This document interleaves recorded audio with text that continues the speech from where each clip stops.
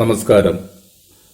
പെൻഷനുമായി ബന്ധപ്പെട്ട കാൽക്കുലേഷൻസ് ആണ് ഇന്നും തുടർന്നുള്ള 2-3 ക്ലാസ്സുകളിലും പങ്കുവയ്ക്കുന്നത്.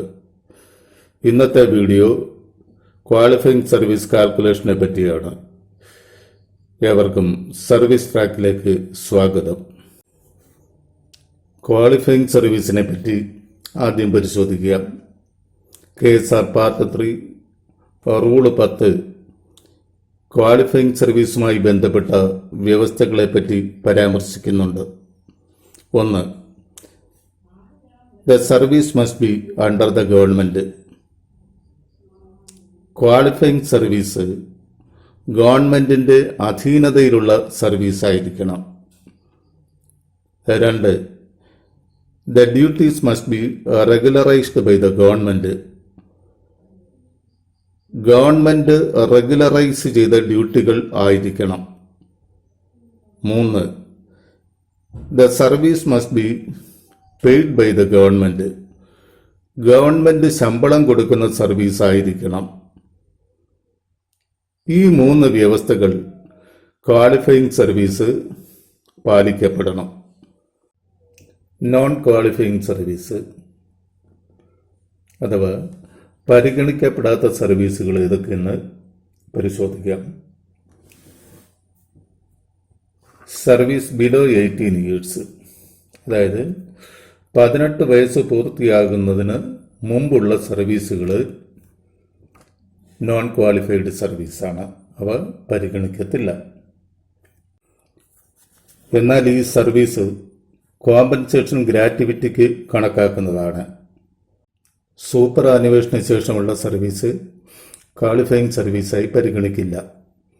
ഇത് അധ്യാപകരുമായി ബന്ധപ്പെട്ട കാര്യമാണ്. പബ്ലിക് സർവീസിൽ നിന്ന് റിസൈൻ ചെയ്യുകയോ ഡിസ്മിസ് ചെയ്യുകയോ റിമൂവ് ചെയ്യുകയോ ചെയ്താൽ പ്രയർ സർവീസ് ക്വാളിഫയിങ് സർവീസായി കണക്കാക്കില്ല. എന്നാൽ റെസിഗ്നേഷൻ മറ്റൊരു അപ്പോയിൻമെന്റ് നേടുന്നതിനു വേണ്ടിയാണെങ്കിൽ പബ്ലിക് സർവീസിൽ നിന്നുള്ള റെസിഗ്നേഷനായി കണക്കാക്കില്ല.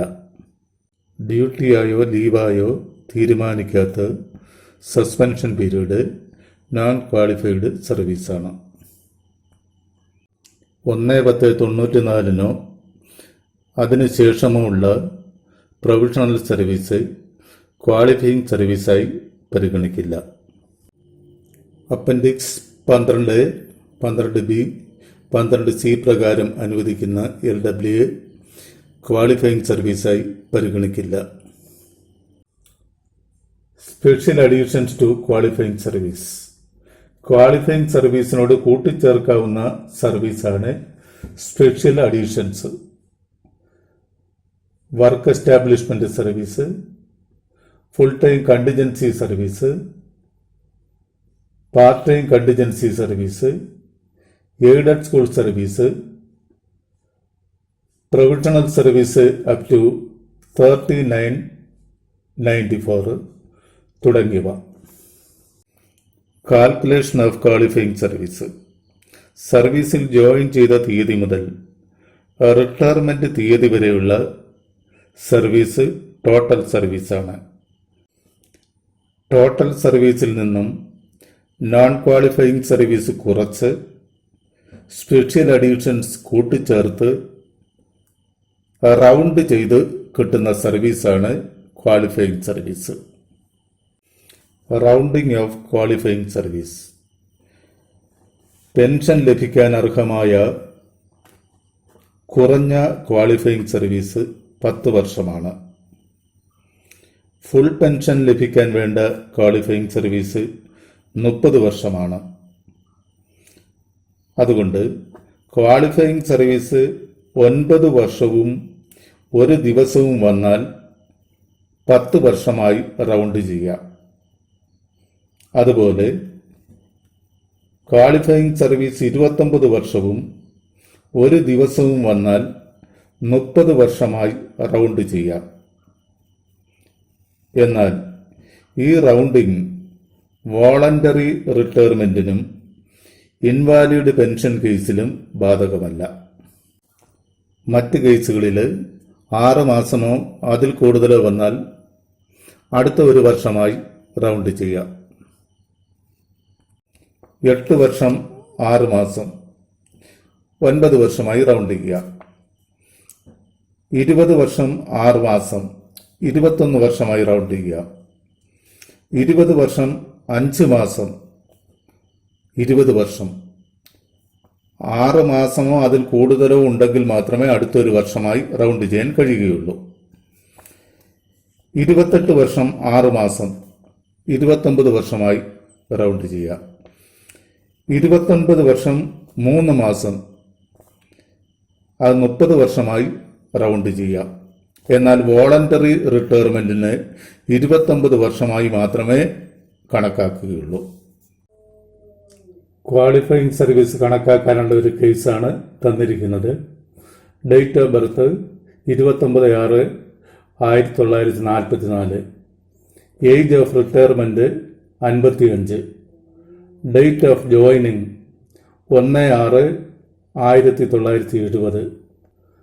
Suspension period 20/10/1990 to 22/12/1992. ഈ കേസിൽ ആദ്യം ഡേറ്റ് ഓഫ് റിട്ടയർമെന്റ് കാണണം. ഡേറ്റ് ഓഫ് റിട്ടയർമെന്റ് കണക്കാക്കുന്നത് ഡേറ്റ് ഓഫ് ബർത്തിനോടൊപ്പം സൂപ്പർ ആനുവേഷൻ ഏജ് കൂട്ടിയാൽ മതി.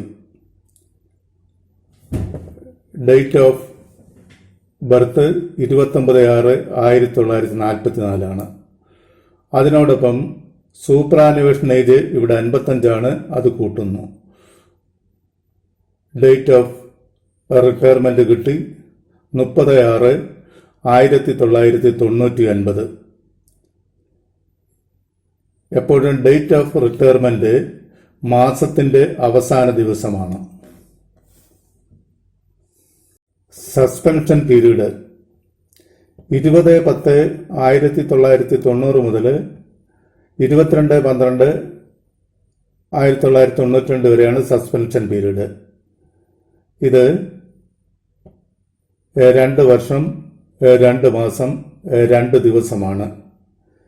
ഇത് നോൺ ക്വാളിഫയിങ് സർവീസാണ്.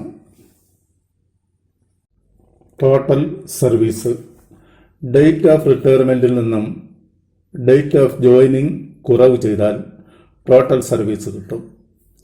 30/6/99 നിന്നും 1/6/70 കുറവ് ചെയ്യണം. 29 വർഷം 1 മാസം. ഡേ ആൻഡ് മന്ത് കാൽക്കുലേഷൻ ശരിയായി അറിഞ്ഞില്ലെങ്കിൽ ഇവിടെ ഒരു കൺഫ്യൂഷൻ വരാം. ഇവിടെ മനസ്സിലാക്കാൻ വളരെ എളുപ്പമാണ്. 1/6/70 മുതൽ 31/5/99 വരെ 29 വർഷം. 1/6/99 മുതൽ 30/6/99 വരെ 1 മാസം. ആകെ 29 വർഷം 1 മാസം. ക്വാളിഫയിങ് സർവീസ് ടോട്ടൽ സർവീസിൽ നിന്നും നോൺ ക്വാളിഫയിങ് സർവീസ് കുറച്ചാൽ ക്വാളിഫയിങ് സർവീസ് കിട്ടും. 29 വർഷം 1 മാസം അതിൽ നിന്നും 2 വർഷം 2 മാസം 2 ദിവസം കുറവ് ചെയ്താൽ 26 വർഷം 10 മാസം 28 ദിവസം. ഇത് റൗണ്ട് ചെയ്താൽ 27 വർഷമാകുന്നു. ക്വാളിഫയിങ് സർവീസ് 27 വർഷമാണ്. Case 2 date of entry 1/7/1983. Died on 1/7/2012. Qualifying service ഇവിടെ കണക്കാക്കാൻ ഡേറ്റ് ഓഫ് ഡെത്തിൽ നിന്നും ഡേറ്റ് ഓഫ് എൻട്രി കുറച്ചാൽ മതി.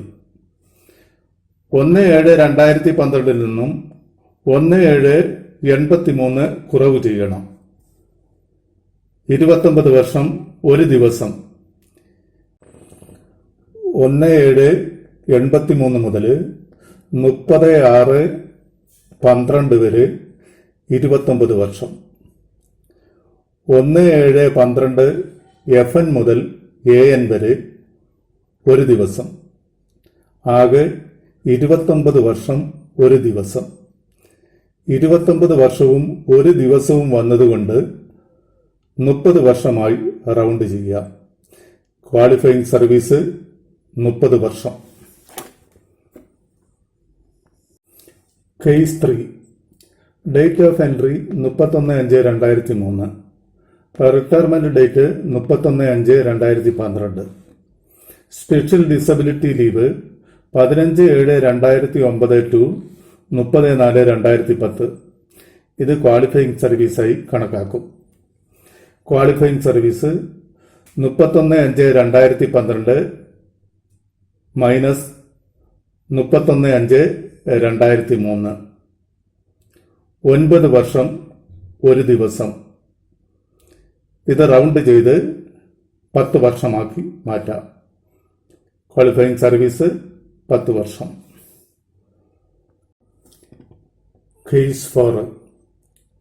Date of entry 1/4/1985. Date of birth 15/7/1961.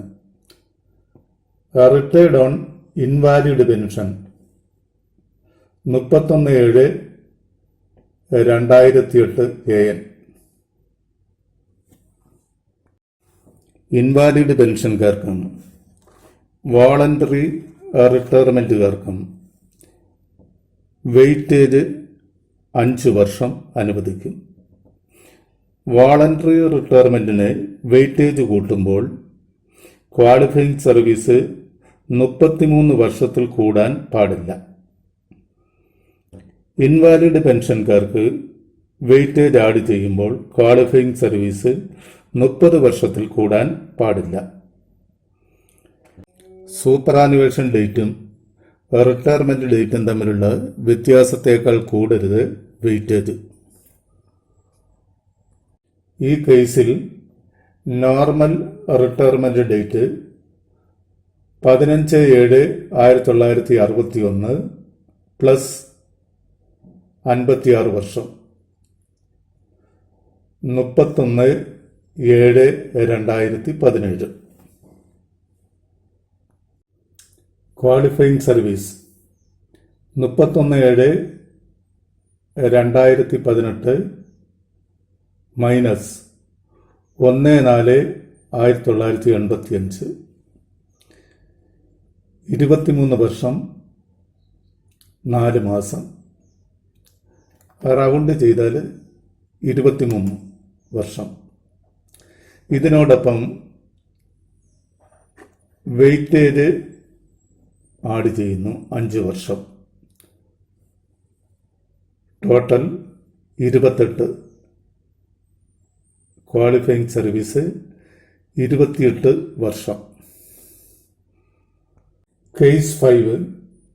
Date of birth 29/5/1957. Superannuation age 56. Date of entry 1/4/1982. LWA 1/1/1990 to 13/10/1991. ഇത് non qualifying ആണ്. Date of retirement 29/5/1957 plus 56 31/5/2013. LWA 31/10/1991 minus 1/1/1990. 1 വർഷം 10 മാസം. ഇത് നോൺ ക്വാളിഫയിങ് സർവീസാണ്. Total service 31/5/2013 minus 1/4/1982.